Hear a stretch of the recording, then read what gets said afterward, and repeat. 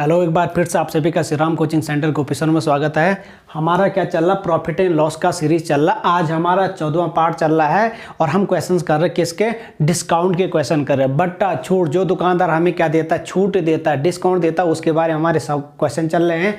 मैंने इससे पहले जो पार्ट 13 था उसमें भी मैंने डिस्काउंट के क्वेश्चन कराए। आज भी मैं आपको डिस्काउंट के क्वेश्चन करा रहा हूं।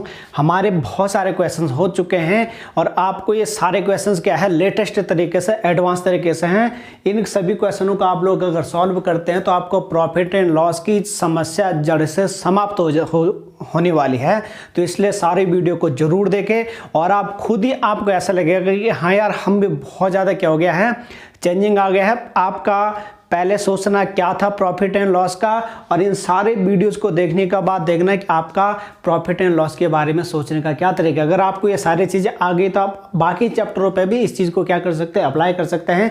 और हम सारे जितने भी चैप्टर हैं मैं आपको ऐसे ही एडवांस तरीके से बताऊँगा।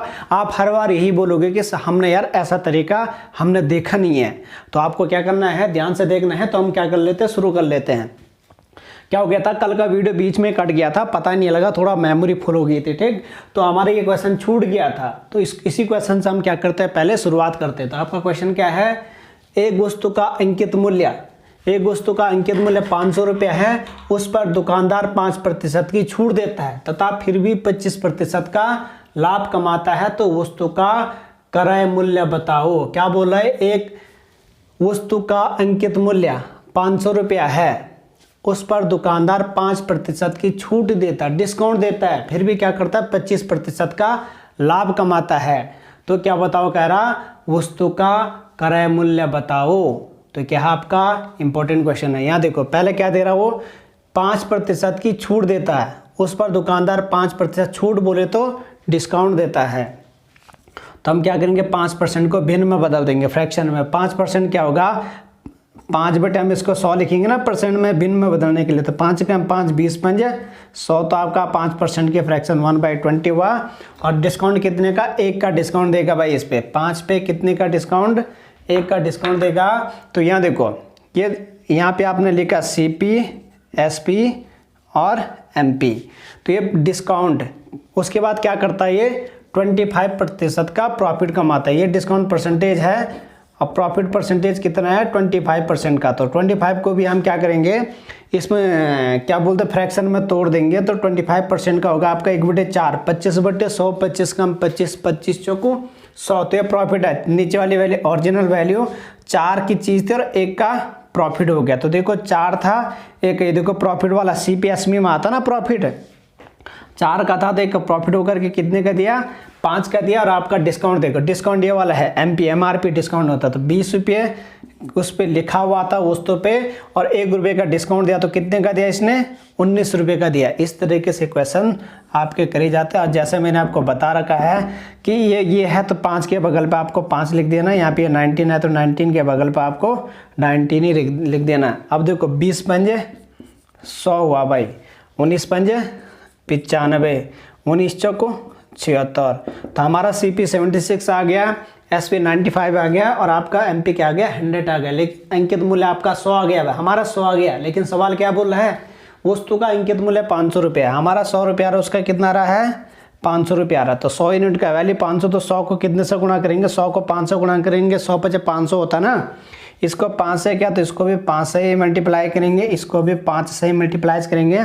अब देखो 5 × 5 = 25 का 5 हासिल 2, 5 9 45 और 2 47, तो 475 रुपया भाई। ये तो हो गया आपका SP। अब देखो 5 6 30 का 0, आपका कैरी 3 हासिल 3 हुआ, 5 7 35, 35 और 3 38, तो हमारा कितना हो, 380 रुपया। तो क्या बताओ, कह रहा ये बोल रहा वस्तु का क्रय मूल्य बताओ। तो वस्तु का क्रय मूल्य आपका 380 रुपया आंसर है भाई, राइट। और अगर विक्रय मूल्य बोलता तो 475 रुपया। कुछ भी नहीं है, नॉर्मली है सारी चीज़। आपको कुछ 10 सेकंड में नहीं लगने वाला आपका क्वेश्चन पे। तो मेरे हिसाब से आप समझ गए होंगे, नहीं समझे होंगे तो वीडियो को क्या करना है, एक बार फिर से वापस आके दोबारा देख लेना क्वेश्चन को। अगला क्वेश्चन देखते हैं। एक चीज़ ध्यान रखना, ये सारे क्वेश्चन बहुत ही ज़्यादा इंपॉर्टेंट क्वेश्चन हो रहे हैं, जो क्वेश्चन आपके बार बार पूछे जाते हैं। आई होप कि मैं उम्मीद करता हूँ आप ये सारी वीडियोस देखेंगे तो आपका प्रॉफिट एंड लॉस की समस्या जड़ से ही समाप्त हो जाएगी। आपका यहाँ का क्वेश्चन कभी भी गलत होने वाला नहीं है। देखो, किसी वस्तु का अंकित मूल्य 640 रुपया है, अंकित मूल्य 640 रुपया है, MRP वह 25% तथा 5% के 2 क्रमिक बट्टों पर बेची जाती है, तो उस वस्तु का विक्रय मूल्य बताओ। पहला बट्टा देखो 25%, पहला डिस्काउंट है आपका 25%, इसका विनिमय बदला तो 1/4, 25/100, 25 चौको 100, तो 4 लिखा हुआ था, 1 का डिस्काउंट दे दिया था आपका। यहाँ पे SP लिखा, यहाँ पे MP लिखा भाई। 4 लिखा था, 1 की छूट दे करके कितने में दे दिया इसने, 3 रुपये की दे दी भाई। फिर क्या बोल रहा है आगे, 25% तथा 5% का डिस्काउंट देता। दूसरा डिस्काउंट क्या है, 5%। इसकी फ्रैक्शन 1/20, 5/100, 5 का 5, 20 5 100, तो इसका 1 का डिस्काउंट दिया, तो उस तो पे 20 रुपये लिखा था और 1 का डिस्काउंट दे के कितने का दे दिया, 19 रुपये का दे दिया भाई। यहाँ देखो अब 20 चौको 80 और 19 तियाँ 57, 57 देता है। अब हमारा देखो 80 रुपये उस पर लिखा हुआ था और कितने का दिया उसने, 57 रुपये का दिया, 57। लेकिन सवाल क्या बोल रहा है, किधर गया सवाल, ये बोल रहा वस्तु का अंकित मूल्य 640 रुपया है, हमारा आ रहा है 80 रुपया, उसका आ रहा है 640 रुपये। देखो हर जगह पे क्या है, 1 यूनिट का आ रहा है, 80 यूनिट का वैल्यू आपका 640 हुआ ना। ये देखो ना, 80 को कितने से गुणा करिए कि आपका क्या हो जाए, 640 हो जाए, तो 0 से 0 कटता है, चलो ऐसे कर देते हैं। 80 यूनिट का वैल्यू 640, 0 से 0 कटा तो 8 यूनिट का वैल्यू 8 64, मतलब 80 को 8 से गुणा करेंगे तो 640 हो गया, और इसको 8 से किया तो इसको भी 8 से ही करेंगे। तो देखो 8 से तो 56 का 6 हासिल 5, 8 5 40, 40 और 5 45, तो 456 रुपया आंसर। 456 रुपये क्या हो गया आपका आंसर हो गया। बहुत इंपॉर्टेंट क्वेश्चन है, ऐसे क्वेश्चन आपके आने वाले हैं। अब देखना इनमें से कोई ना कोई क्वेश्चन आपका आता ही आता है। मैं आपको वो क्वेश्चन करा रहा हूँ जो चलते हैं एग्जाम के अंदर का, जो पूछे जाते हैं, और ये सारे question same to same value सहित आते हैं, तो इसलिए आपको इन सारे क्वेश्चन को मिस नहीं करना है। तो आपका आंसर कितना आ गया, 456 रुपया। चाहे क्वेश्चन कैसा भी है, हम लास्ट में उसको एक ही तरीके से लेके आ रहे जैसे हम करते जा रहे शुरू से। चलो ये हो गया, तो इसको भी हम मिटा देते हैं, ठीक है। चलो साहब, आपका ये क्वेश्चन भी हो गया। कुछ नहीं, हम बहुत इजी तरीके से करेंगे। ये क्वेश्चन कहाँ है, फिर देखो हम इसी सवाल को दूसरे तरीके से कर लेते हैं। किसी वस्तु का अंकित मूल्य कितना है, 640 रुपया है, तथा वस्तु पर 25%, पहला छूट 25%। देखो 100 की चीज़ थी, उस पर उसने 25% का छूट दे दिया, तो कितने का दिया, 75 का दिया होगा ना। 100 में 25 कम करो, 75 होता साहब, ऐसे करता है। फिर 5% की छूट, तो 100 में से 5 कम करेंगे तो 95 रुपये। 100 की चीज़ थी, नीचे वाली वैल्यू ओरिजिनल होती है ना, 100 की चीज़ थी, 25% डिस्काउंट देकर 75 गया, फिर 100 की थी तो 95 का दिया, तो कट रहा होगा भाई इधर से 25 75, 25 चौको 100, फिर 4 से ये कट रहा है, 4 का भाग 6 में, 4 कम 4, 2 बचता है 24 हुआ, 4 6 के 24, 4 शून्य का 0, 160 हो रहा है भाई ये, ठीक। अभी कितने से कट रहा है आपका, 1 0 से 1 0 ये कटा।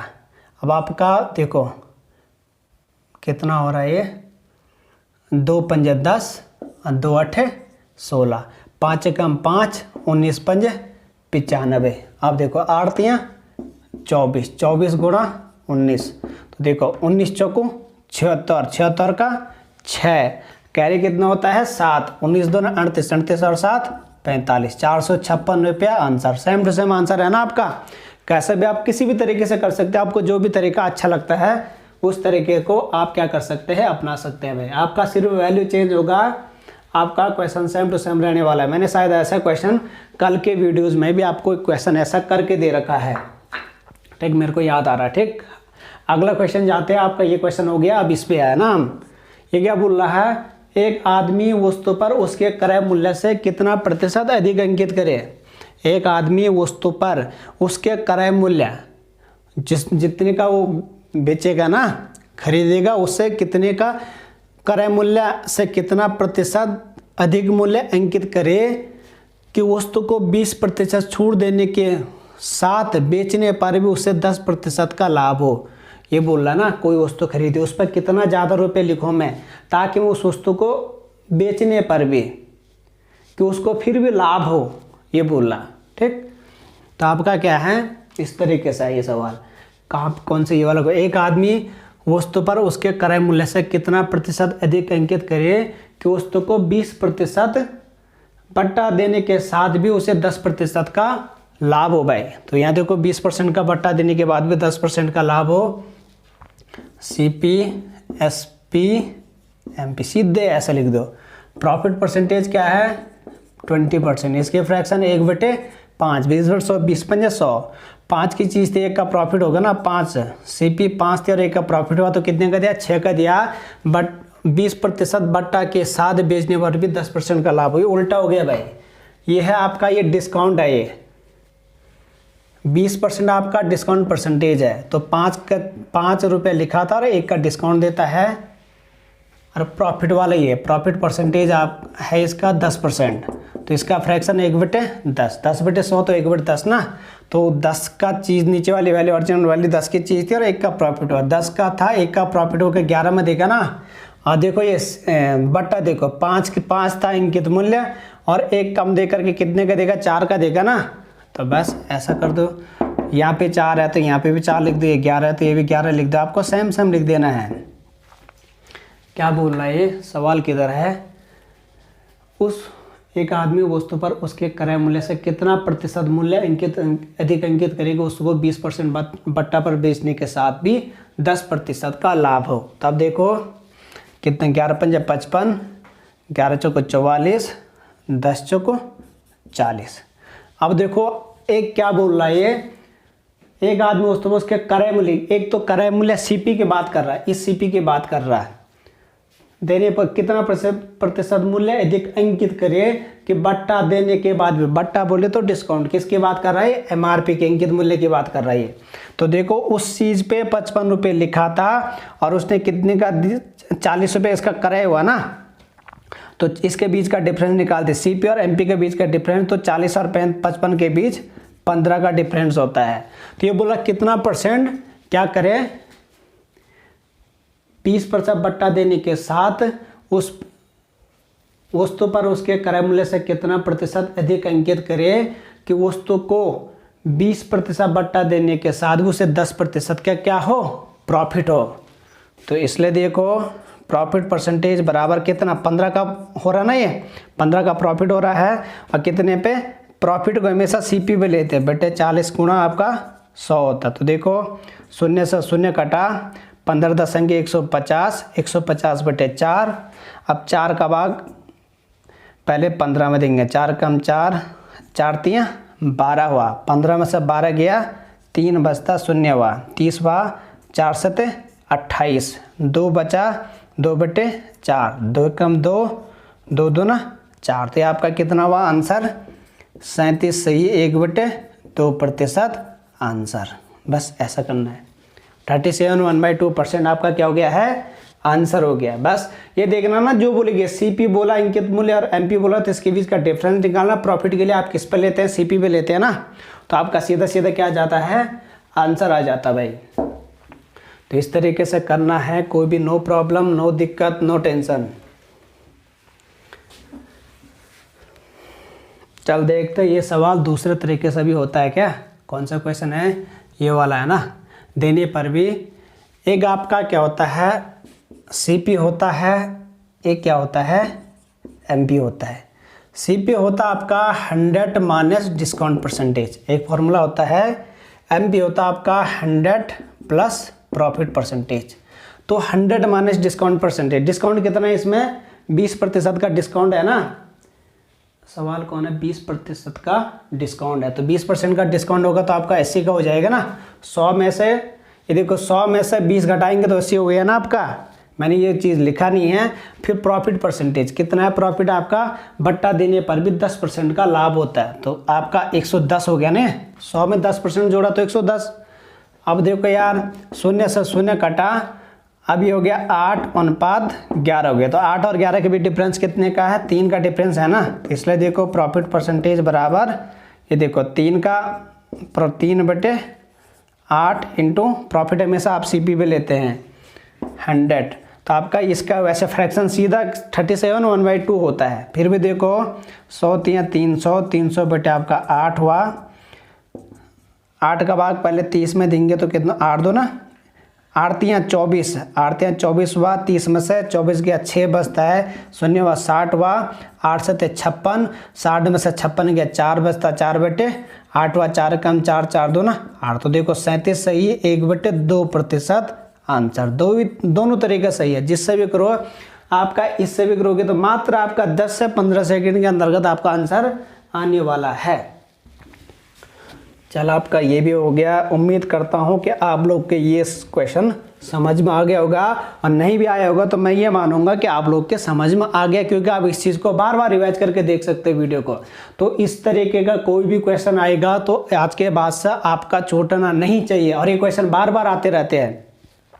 मैं एक बार आपको फिर दोहरा दूं, मैं जितने सारे क्वेश्चंस करा रहा हूं, ये सारे क्वेश्चंस जितने में बड़े बड़े इंस्टीट्यूट है वो सारे क्या कराते हैं, पेड कोर्स के अंतर्गत इन सारे क्वेश्चनों को कराते हैं। तो इसलिए आपको इस मौके का फ़ायदा उठाना है, हर सारे क्वेश्चन क्या करने हैं, अच्छे से समझने हैं। और जो तरीके से वो पेड कोर्स के अंतर्गत कराते हैं ना, हम उससे भी अच्छे तरीके से करा रहे हैं। ठीक, क्या होता है ना, एक चीज़ किसी का भी क्या होता है, पब्लिसिटी करने का तरीका होता है। ज़्यादातर जगह क्या है, पब्लिसिटी है। तो हम लोग को उस पर नहीं चलना, हमें बेसिक्स पे चलना है। तो आप इन सारी चीज़ों को भी देखो, उन चीज़ों को भी देखो, तो आपको बेस्ट यही लगने वाला है। ठीक, तो अगले क्वेश्चन पे जाते हैं। एक व्यापारी ने 405 रुपये में 10 kg सेब खरीदे, उसमें से 1 kg सेब सड़ गए। यार ये बोला है 10 kg सेब खरीदे, कितने, 405 रुपये में, 405 है ना, सेब खरीदे, उसमें से 1 kg सेब सड़ गया, सड़े निकले। यदि वह 10% का लाभ कमाना चाहता है तो वह बचे हुए सेब को कितने रुपए में बेचे। देखा 10 kg सेब खरीदे, अब उसकी किस्मत खराब थी, 1 kg सेब क्या हो गया, सड़ गए। तब कितना बचा यार, 9 kg सेब अच्छे बचे ना। अब उसको 9 kg सेब कितने के पड़ गए, 405 के तो पड़ गया ना, क्योंकि 405 रुपये तो उसने दुकानदार को दे दिया ना। 405 रुपये के 10 kg खरीदे थे, तो 1 kg खराब हो गया ना, वो तो घर में आके देखा ना उसने, खराब हो गया तो 9 kg सेब बचे ना।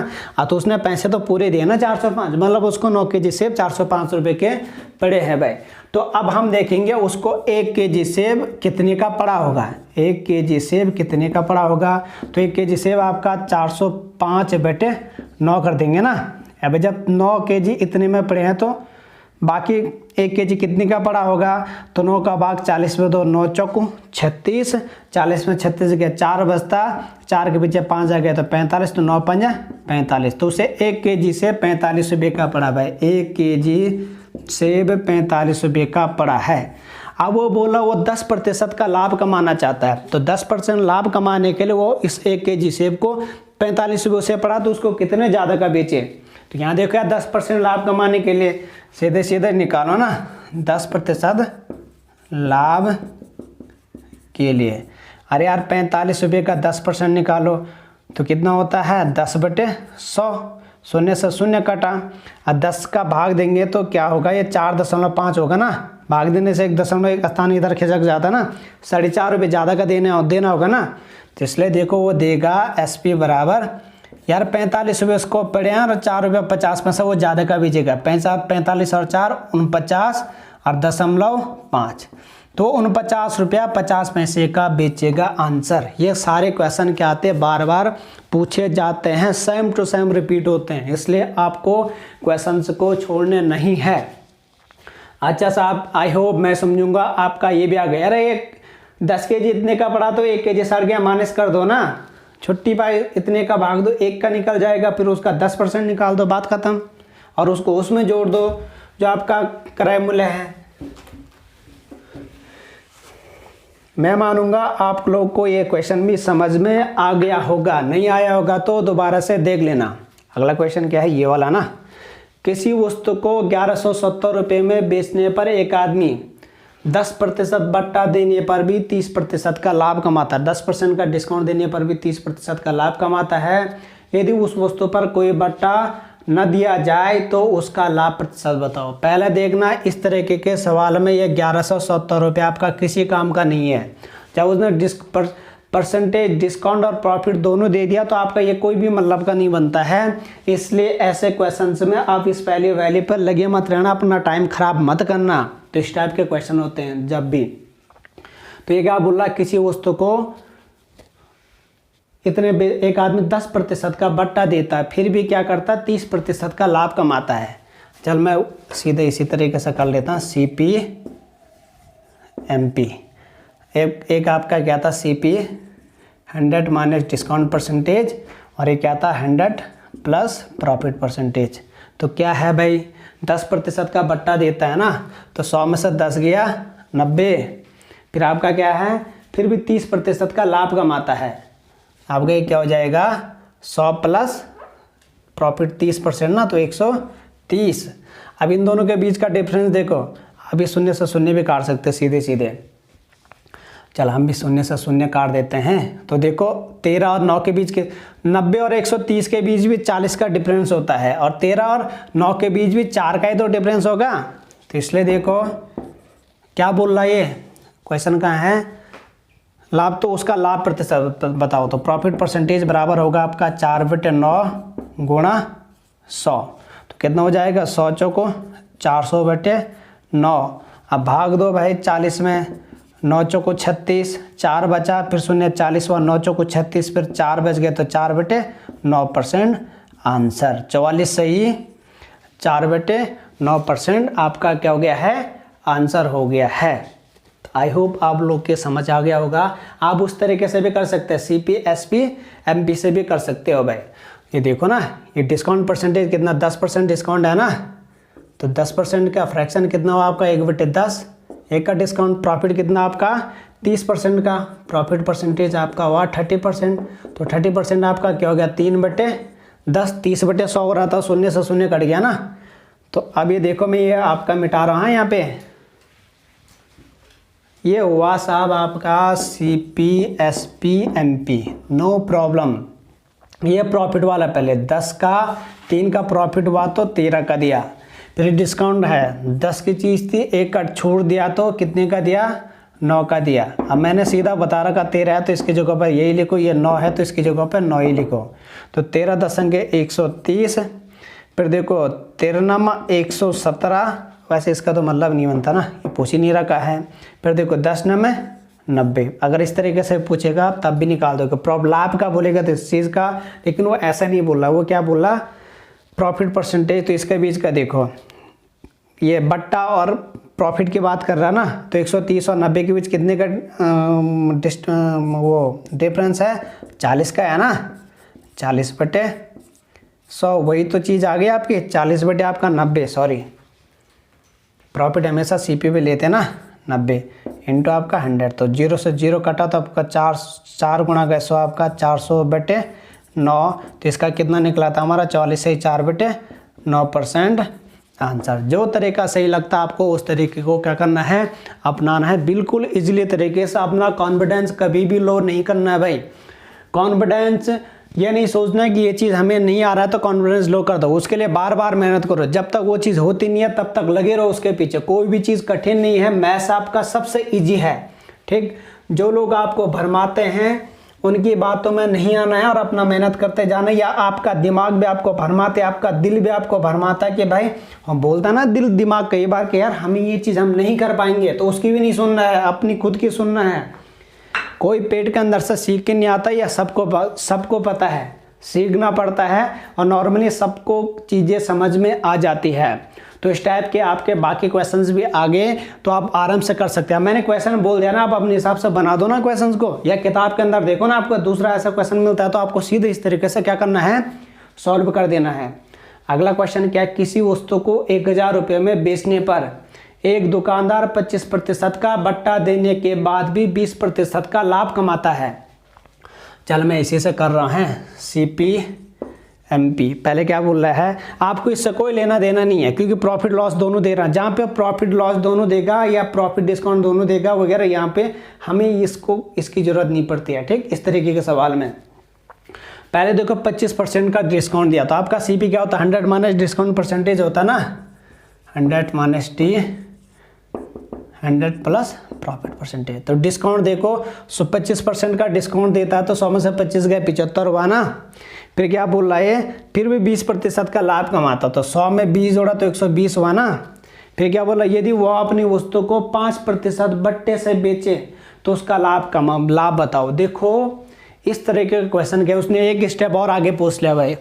इसने क्या बोला है, ये कहाँ गया सवाल, 1000 रुपये में बेचने पर एक दुकानदार 25% का छूट दे रहा है, फिर भी वो क्या करता है 20% का लाभ कमाता है। अगर वो बोला अपनी वस्तु को और 5% का और बट्टा दे बोल रहा है, और 5% का क्या दे, वो छूट दे, तो उसका लाभ प्रतिशत बताओ। तो देखो 120 का 5% निकाल दो, 120 का क्या निकाल दो, 5% निकाल दो। तो 120 कितने का बोला, 5% का बट्टा बोला ना, 5/100।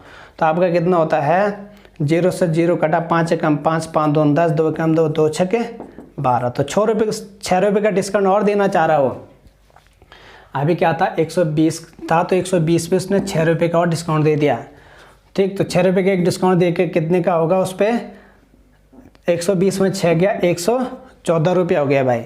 अब आपका देखो ये बोला प्रॉफिट परसेंटेज बताओ, अब उस पर क्या हो गया, इसको उतार देना। ठीक है, जितना बोलेगा यहाँ पे पहले 120 लिख करके उसने वो काट करके आप कितना लिख दिया, 114 रुपये लिख दिया उस पर, कि उसने 5% का और डिस्काउंट दे दिया ना, एक स्टेप और आगे बोल दिया उसने, इस सवाल से और आगे चले गया वो। अब ये देखो, अब नया अंकित मूल्य ये हो गया ना आपका MRP 114, ये क्या हो गया आपका 75 हो गया। तब ये कितना कम हो गया भाई, कितना कम दे रहा है ये, 114 में से आप 75 घटाओ तो ये होता है आपका 39। 4 में से 5 नहीं जाते, एक दाई इधर गया, 14 हुआ, 14 में से 5 गया 9, फिर यहाँ पे 10 में से 7 गया 3, तो 39 रुपया हो गया ना। तो ये क्या बोल रहा, क्या बताओ कह रहा, किधर गया सवाल, तो उसका लाभ प्रतिशत बताओ। तो उसका इसलिए प्रॉफिट परसेंटेज देखो, 39 का प्रॉफिट हो रहा ना, 39 का प्रॉफिट पहले कितने का, पहले 75 और 125 के 120 का डिफरेंस कितना था। अब हमारा नया ये MRP 114 आ गया ना, तो अब हमें कम की देगा ना, तो 39 बेटे आपका कितना आ गया 75 गुणा 100। तो 25 3 75, 25 चौको 100, 3 कम 3, 13 3 39, 13 चौको 52 रुपया। ठीक, 52% 100 का गुणा किया तो 52% आंसर। तो उसका लाभ बताओ। तो उस पर कितना % का बट्टा दे, तो उसका लाभ तो कितना हुआ आपका 52। अगला क्वेश्चन क्या है, एक आदमी ने किसी वस्तु को 2000 रुपये में बेचने पर 20% का डिस्काउंट देता है। सेम क्वेश्चन हो गया भाई, इसी को मिटा करके दोबारा कर रहा हूँ। 20% का डिस्काउंट देता ना, 100 माइनस T, तो आपका कितना हुआ यहाँ पे 80 हो गया भाई। फिर क्या बोल रहा है, देने के बाद भी 25% का लाभ कमाता है। तो ये 125 हो गया ना, 100 में 25 जोड़ा, लाभ कमाता है यदि वो अपनी वस्तु पर 20% का बट्टा दे। इस पे क्या बोलो, 20% का बट्टा और दे, बट्टा MRP पे दिया जाता ना, तो 20% का और बट्टा दे। तो देखो 125 का 20% निकालो भाई, 20/100, तो 20 कम 20, 20 पंजे 100, 5 कम 5, 25 पंजे 125। तो कितना हुआ आपका 25 रुपया आया ना। तो 125 में 25 रुपया और कम में दे रहा हो, छोड़ कर रहा हो। तो आपको 125 में से 25 गया 100 रुपया हुआ ना। तो अब देखो 80 और 100 के बीच कितने का डिफरेंस है, 20 का डिफरेंस है। तो इसलिए देखो प्रॉफिट बराबर आपका कितना हुआ 20/80 गुणा 100। तो देखो कितना होता आपका 20 पंजे 100, 20 चौके से 4 कम 4, 4 पंजे 20, इतना हुआ ना ये, 4 पंजे 20, तो 5 पंजे 25 रुपया।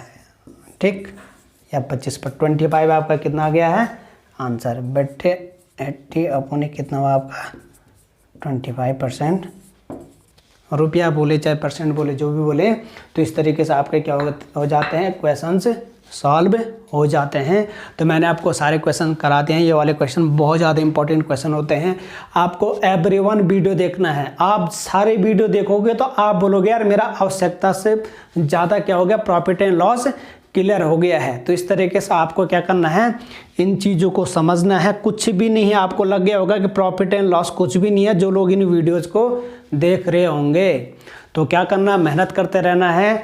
ध्यान रखना, ज़िंदगी में सबको पता है संघर्ष सबके ज़िंदगी में आता है, और क्या है कि जो मेहनत करता है उसकी ज़िंदगी में क्या होती है, परेशानियाँ आती है। मैंने क्या बोला, वो परेशानी आप पे डिपेंड है कि आप उस परेशानी को कब तक रहने देते हैं, आप कब तक अपने मेहनत को क्या करते हैं, आगे ले जा करके जाते हैं और उसको सफलता में बदल देते हैं।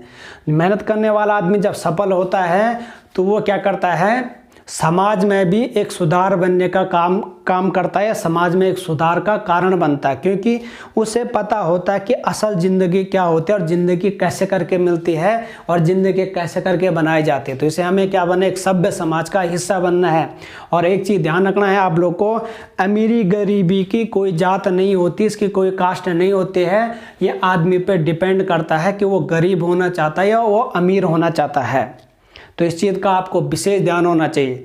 बहुत सारे लोग मैंने देखे हैं अपनी लाइफ में, बहुत सारे लोग बोलते हैं कि यार हमारे पास कोई सपोर्ट नहीं है तो हम कुछ नहीं कर सकते हैं, या फलाने के पास बहुत सपोर्ट है तो इसलिए वो बहुत कुछ कर रहा है। देखो, जिनके पास पैसे हैं वो अपने बच्चों को कोई बीटेक कराएगा, कोई IIT कराएगा, कोई बड़ी बड़ी डिग्री कराएगा, कोई BEd कराएगा, कोई कुछ कराएगा, कोई दिक्कत नहीं, उसमें कोई प्रॉब्लम नहीं है, अच्छी बात है। जो करा सकता है वो भी अच्छी बात है। लेकिन जिसके सामने समस्या है और जो लोग नहीं करा सकते हैं और उनके घर की भी इतनी क्षमता नहीं है, तो वो कृपया करके अपने घर वालों पे फोर्स ना करे। क्या पता आपने वो चीज़ कर ली और कल के दिन क्या है कि आप खुद ही बोले कि यार मैंने ये चीज़ करके गलती कर दी है। कुछ क्या होता है ना, परिवार अपने परिवार के आर्थिक स्थिति को देख करके चलना होता है। तो जो भी देखने वाले बच्चे हैं, कभी भी आप ज़िंदगी में हताश न हो। कुछ नहीं होता है बड़ी डिग्री करके, आप क्या उससे बड़े आप अपना सुंदर पे ग्रेजुएशन कर सकते हैं। आपके घर के नज़दीक कॉलेज होगा, आप BSc करो, MSc करो, BA करो, MA करो, BCom करो, MCom करो, ये तमाम सारी चीज़ें पे क्या ऑप्शन है। और इंटर के बाद भी बहुत सारे वैकेंसी खुलते हैं जिसके द्वारा आप क्या करते हैं, अपनी नौकरी प्राप्त कर सकते हैं। और इस चीज़ का बिल्कुल आप सभी लोग को ध्यान रहे कि नौकरी बहुत ज़्यादा ज़रूरी है, जो अपनी आर्थिक स्थिति से क्या है, कमज़ोर है। तो सबसे पहले आपका लक्ष्य क्या होना चाहिए, नौकरी प्राप्त करने का। अगर आप क्या करते हैं, नौकरी प्राप्त करते हैं आसानी से अपनी तैयारी का, और उसका रास्ता क्या है, गवर्नमेंट जॉब की आप तैयारी करो। आपको कुछ नहीं करना, किताब पढ़ना है। आजकल तो ऑनलाइन भी बहुत अच्छा मैटर मिल रहा है, और जो अपने नज़दीक है कोचिंग लगाने की कोशिश करो। जो आर्थिक रूप से कमज़ोर है वो क्या कर सकता है, अपना ग्रेजुएशन वगैरह प्राइवेट भी कर सकता है, या रेगुलर भी। आज के डेट में क्या रेगुलर प्राइवेट एक ही जैसा हो गया है, ठीक। और अपने मेहनत करो, अपनी कमाई कर सकते हैं, और कमाई करने के साथ साथ अपनी एक टाइम पे कोचिंग भी कर सकते हैं। जैसा अपना सुबह कोचिंग कर ली, उसके बाद अपने काम पे चले गए। मेहनत करने वाले तो कैसे कैसे करके आगे बढ़ते हैं ना। तो देखो, कल के दिन अगर आपका एग्ज़ाम होगा, आप पेपर देने जा सकते हो, तो आपका एग्ज़ाम आसानी से निकल जाएगा। तो मैंने बोला देखो, आप BA करोगे वो भी ग्रेजुएशन है, BSc करोगे ग्रेजुएशन है, चाहे आपका BTech करोगे वो भी ग्रेजुएशन है। जहाँ पे ग्रेजुएट मांगा होगा ना, तो वहाँ पे सभी लोग अप्लाई कर सकते हैं। तो देखो, अगर आप वहाँ पे एग्ज़ाम निकाल देते और BTech वाला वो नहीं निकालता है तो आप आगे चले गए ना। तो ये यहाँ पे मैटर नहीं करता है ना कि आपके पास पैसे नहीं थे और आपने रोना रो लिया कि यार मैं अब कुछ नहीं कर सकता हूँ, या मेरे पास सपोर्ट नहीं है। मैंने बोला अमीरी गरीबी की कोई कास्ट नहीं होती है। आगे बढ़ने वाला कैसे करके भी आगे बढ़ सकता है, क्योंकि हम लोगों ने भी अपने जीवन में संघर्ष किया है और ऐसे आगे नहीं बढ़े हैं। और इसलिए मैं आपको अपना पर्सनल अनुभव शेयर कर रहा हूँ, ठीक। कोई भी किसी पे भाई बंद किसी पे डिपेंड रहने की कोशिश मत करो, सेल्फ डिपेंड बनने की कोशिश करो। मेहनत करके सफलता ज़रूर मिलती है, और जब आप सफल हो जाओगे तो दुनिया आपके पीछे चलती है, ठीक। इस चीज़ का हमने अनुभव किया है। तो इसलिए आपको क्या करना, अपने मेहनत को बराबर बनाते रहना है। जिस दिन देखो, अरे देखो ना अभी लोग आपके बारे में क्या सोचते हैं, आपको कितनी अहमियत देते हैं। जिसका देखना आपके थोड़ी छोटी सी भी जॉब लग के देखना, जो कुछ अहमियत नहीं देते थे उन्हीं का देखना बिल्कुल रवैया चेंज हो जाएगा आपके प्रति। तो इसलिए आप लोग मेहनत करो, आगे बढ़ो और ये रोना छोड़ दो कि घर वालों को जिद नहीं करना है। आप बीएड नहीं कर सकते तो उसके लिए आप ज़बरदस्ती पैसा लाओ, आप बीटेक नहीं कर सकते ज़बरदस्ती पैसा लाओ, और उससे बढ़िया अपनी तैयारी करो ना, नौकरी लग जाओ। और एक चीज़ ध्यान रखो सभी लोगों की, क्या होनी चाहिए, जवाबकारी होनी चाहिए। अरे क्या होते हैं ना, हम लोग के माँ बाप क्या है, जिसकी नौकरी भी होगी तो छोटी मोटी नौकरी रहती है तो उतने पैसे नहीं हो पाते हैं नौकरी में, बहुत सारी जवाबकारियाँ होती है। या ख़ास तौर से नौकरी तो बहुत कम लोग के माँ बाप के पास है, तो अपने माँ बाप पे भी बोझा नहीं होना है। ये देखो ना, उनके कष्ट को आप लोग जल्दी से जल्दी कम करने की कोशिश करो और उसके लिए क्या करो, मेहनत करो।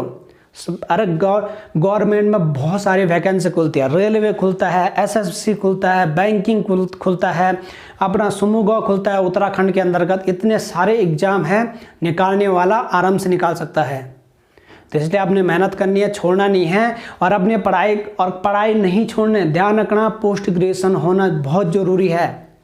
उसके बाद आप कुछ भी करते जाओ। तो क्या है, मैंने बोल दिया आप रेगुलर नहीं कर सकते तो आप प्राइवेट करो, लेकिन ये खरीदने वाला काम नहीं करना। मैं डिग्री पैसे दे दिया, डिग्री खरीद दिया। प्राइवेट संस्थान भी बहुत ज़्यादा है, लेकिन वो भी प्राइवेट से करना गवर्नमेंट में, जैसे इग्नू है प्योर गवर्नमेंट का है, उत्तराखंड ओपन यूनिवर्सिटी है प्योर गवर्नमेंट है, बाकी अदर स्टेटों की अपनी यूनिवर्सिटी होगी, वो पैसा देने वाला काम नहीं करता, वो चीज़ किसी काम नहीं आता भाई। ठीक, तो मेहनत करो। अरे क्या है भाई, आजकल ग्रेजुएशन कानून में कुछ है ही नहीं उतनी फीस है, 2-3 हज़ार होगी, 2-4 हज़ार होगी, उतना तो आप आराम से कर सकते हैं। साल भर की छुट्टी है, एक बार दे दो, आपका ग्रेजुएशन होगा 8-10 हज़ार में आपका सब चीज़ हो जाएगा, 6-7 हज़ार में। तो कोई प्रॉब्लम नहीं है, आपने मेहनत करना है और अमीरी गरीबी का रोना नहीं रोना है। एक बार अगर आपने छोटी सी भी नौकरी लग गई ना, तो उसके बाद आप करते रहो जो मर्जी तैयारी करनी है। आप आईएएस करो, पीसीएस करो, सब चीज़ कर सकते हो उसके बाद। तो अपनी पढ़ाई को कंटिन्यू करना है, छोड़ना नहीं है, और साथ साथ किताबों को पढ़ना है। तैयारी बहुत ज़रूरी है। ठीक, तो क्या करना है, क्योंकि अगर आप छोटी सी नौकरी लगते तो उसके आपका परिवार सुखी हो जाएगा, आप सुखी हो जाएंगे। कल के दिन क्या होता है, शादी ब्याह बहुत सारी चीज़ें होती हैं, बहुत मुश्किल है भाई। जब तक जॉब नहीं लगी तब तक शादी नहीं करनी भाई। अपने आसपास देख लो कितने सुखी हैं जिनके पास जॉब नहीं है और शादी है। ठीक, तो इन चीज़ों का भी ध्यान होना चाहिए और अथक प्रयास करो नौकरी लगने का। मेहनत करनी पड़ती है भाई आगे बढ़ने के लिए। हम लोग औसत फैमिली से हैं, इसलिए हमारे लिए क्या है, मेहनत बहुत ज़रूरी है। मेहनत करेंगे तो तभी जा कर के हम आगे बढ़ेंगे, अन्यथा हमारे पास कोई सोर्स नहीं है। मैंने आपको बता दिया, सफलता बहुत आसान भी है मेहनत करके, और जब सफलता मिलती है तो जो लोग ज़मीन से ऊपर उठते हैं वो बहुत ऊपर चले जाते हैं, वो फिर कभी पीछे नहीं देखते हैं।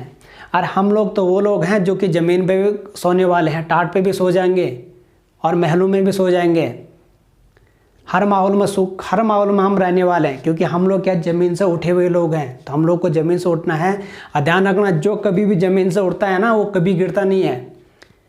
आपको पता होगा, प्रधानमंत्री जी ने भी एक स्टेटमेंट दिया था, बोला था कि हम क्या है, पीएम मोदी ने दिया था ना, हम तो झोला रख करके चल देने वालों में से हैं। हम कोई टीवी मीडिया के टीआरपी से आगे नहीं बढ़े हैं।